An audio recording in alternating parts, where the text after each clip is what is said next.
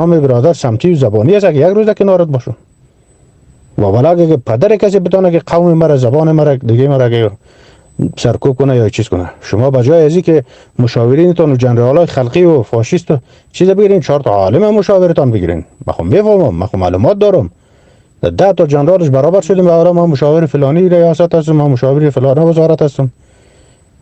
با خلقیا و با مردمان بیدین میشینیم ملاقات میکنیم. 4 تا عالم مسلمان مجاهدی که در روزگار بعد جهاد در کنارتان بوده که از وقت نداری.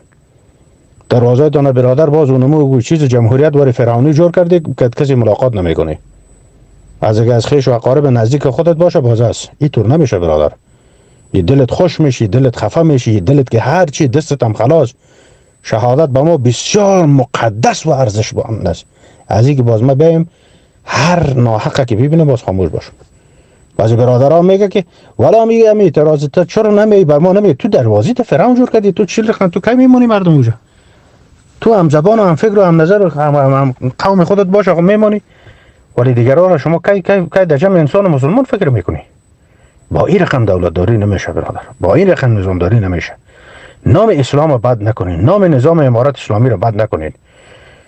به خون شهدایی که در این راه آزادی کشور در برابر کفر و الحاد و توهین نکنین.